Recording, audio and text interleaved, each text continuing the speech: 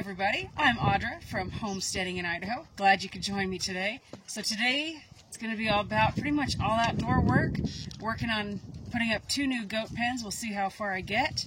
So come along, see what we do. Well, sounds like the big boys are out playing today. I don't know if you can see them. There's 1 and 2, it's those bright lights. We get some crazy air traffic over our house.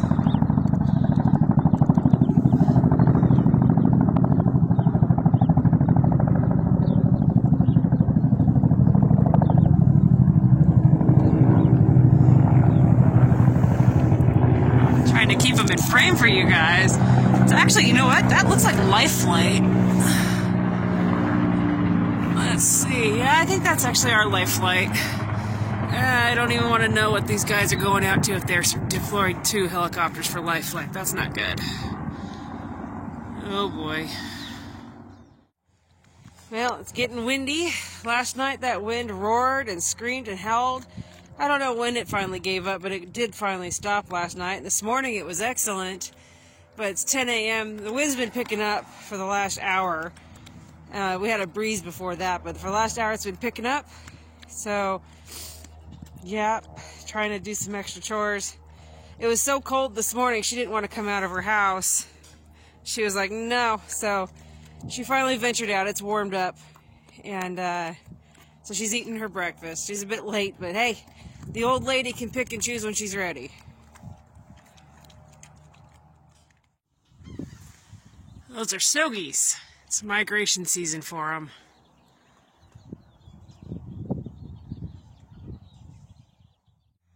Well, today's plan is to just be as productive as is humanly possible. So you see where the girls are. Those are those 2 pens I've got made so far.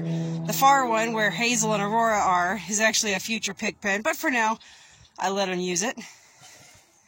This used to be a feeding area. That's why there's so much of a hump. Over the year, it builds up a bit where they stand and everything gets dropped. And so you have to clean it out. But I'm actually cleaning it out and then adding 2 more pens so that Miss Piglet Butt over there and Nikki, the 2 Nigerians, are getting moved here. That disaster mess I tore out. I had a pallet down that I kept their thing on top of for feeding them, and then they broke the feeder that Henry made them, so back to the drawing board, so I got to drag that out of here. But I've got the tiller, got to get it ripping roaring and start tilling that up, making it nice and soft, get that out of here, taking advantage of this sunny weather we've got before we get any more spring rain. March is around the corner, and March is where you turn back into a mud farm. So I'm going to get this going while I can, and then maybe if I've got enough time today, I'm going to get in here. Right here, there's a pile from the girls going in and out where I've piled up some straw, well, they dragged the straw out of their house, and where I had put wood chips down to keep the mud from seeping in there. So the plan is, hopefully, if I've got enough time, have enough energy, and haven't had anything go wrong, to get in there and get that broke up and get that on a garden bed. So today, I'm running on, I think I can, and probably way too much coffee. That's the first section done with the rototiller. Now I'll go get the wheelbarrow and start loading that into the wheelbarrow. And that just helps me level out the soil. Taking it out this way is just easier for me. I can scrape it with a shovel. Taking it out with a pitchfork just leaves me with some terrible clumps that are just a real pain to have to deal with. So I like using it, using the rototiller and going this way with it. Plus, when I put it in the gardens or the flower beds or anywhere else like that, it's so nice and soft. The worms can immediately get into it a little easier, start working it, and if I want to plant, I can start planting, and I don't have seeds that are struggling really hard to get through anything that's been really tight. So a couple benefits to running the rototiller. So that first load of goat compost manure I brought out, and I put it on this bed here. Every single line you see is a garden bed. So out here, 1, 2, 3, 4, 5, 6, 7, 8, 9, 10. Yeah, I think there's 10. Anyway, this will be my 3rd year gardening here. This is actually my neighbor's property, and they've got to be the best neighbors a person could ever ask for. They allow us to garden over here. So just clearing the beds from all the fall, anything that was allowed to overgrow. I grew a lot of things in here to feed the birds, kind of let them have some flowers, like sunflowers and stuff. But, yep, scraping the beds. I'm not tilling, I'm just putting the compost right over this year. I'm going to try the no-till garden method in this bed, or these beds this year. If I don't have to till and disturb the soil, that would be great. So I'm hoping I've just got enough goat manure, which I'm sure I do, to get in here and put a heavy, at least 4 inches, but I'd like 6 to 8 inches on each one of these beds. And then I actually want to put black plastic over them ASAP so that I can kill off any grass and weed seeds that might be in there and discourage growth of grass, and then just pop them open when we're ready to plant. That's the plan. We'll see if I just end up chasing plastic everywhere because of the wind. So we'll see. Look, the goats are going to be thrilled. That's full of weeds and grass that I've pulled out of these beds. Well, let's see. 1, 2, 3. 3 beds I've done so far. And there we go. Just one wheelbarrow full of garden stuff, leftovers from winter and fall. And Piglet, Nikki, Happy, and Puck are all happy to be nibbling. This will keep them occupied for at least a little while, and Piglet might not scream at me for, well, a little while. Alright, I gotta go shovel another load of manure. That's another pass here with the trusty rototiller. As I was doing this, I was thinking, you know, some of the things that, if I could suggest tools that somebody on small acreage with small livestock, even large livestock, I can see where this would be real handy. But if you, like, say you were small, you couldn't afford a tractor, and I know these things aren't cheap, don't get me wrong, I know they're not, but I also know you can pick them up for good pricing.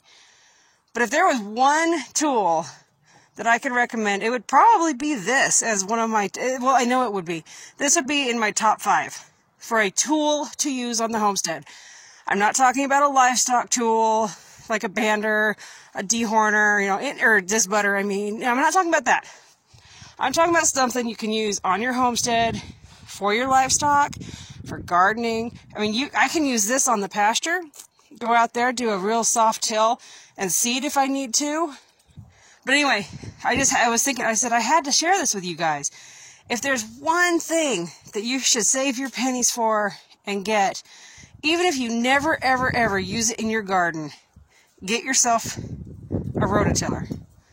Unless there's something you know of that would be easier or better, however you want to say it. Every time I turn it off, she has to come over here, tiptoe, and Aurora's got to check it out. She says, what on earth is Mom doing with this noisy thing? It makes a great head scratcher. Hey, do not eat my tiller. Excuse me, what are you doing? Behave, orneriness. Well, I'm going to shovel up this manure here, get it out to the garden beds, and I guess I'm going to scratch a goat head.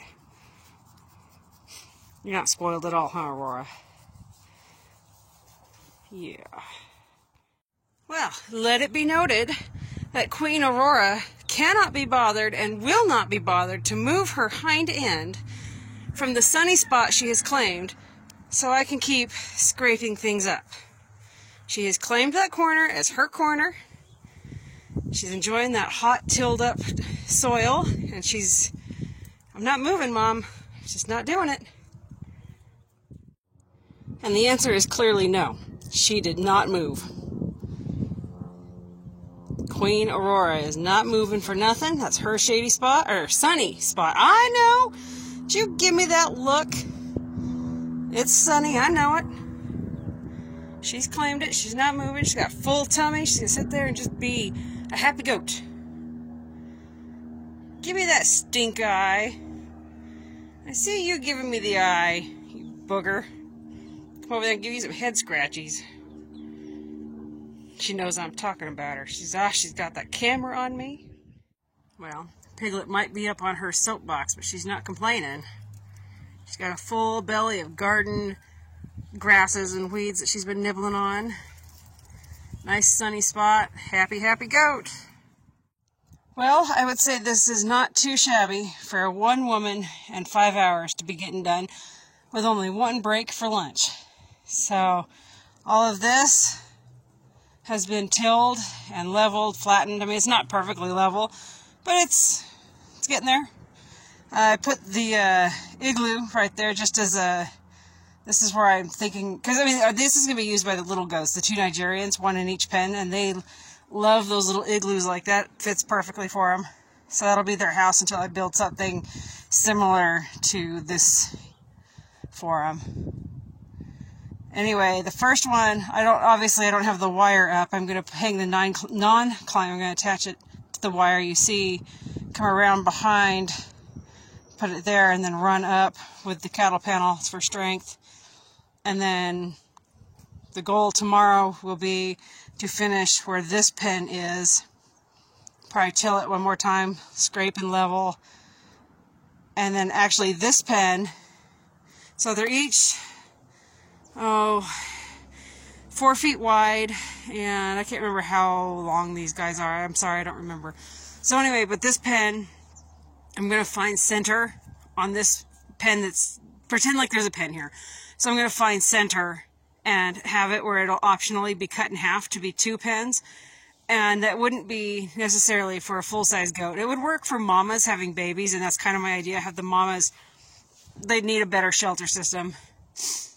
But I could use it for mamas having babies, but preferably actually, right now, this year, mamas having babies will be here, each of these. So, this though, as the babies get older, you need to separate them, boys from girls, and pull them from their mamas at night for milk sharing. So anyway, I'll find center on this pen. I'll find center, cut it in half, so that I can have a boy and girl pen for my goat kids, to keep them separated at night, separate them from mamas. Though honestly, if it was my Nigerians having babies, there is enough room to actually make a Nigerian shelter for Nigerians. Anyway, I'm just rambling and thinking out loud while I do it. I can always look at this and go, yep, that's what I remember saying.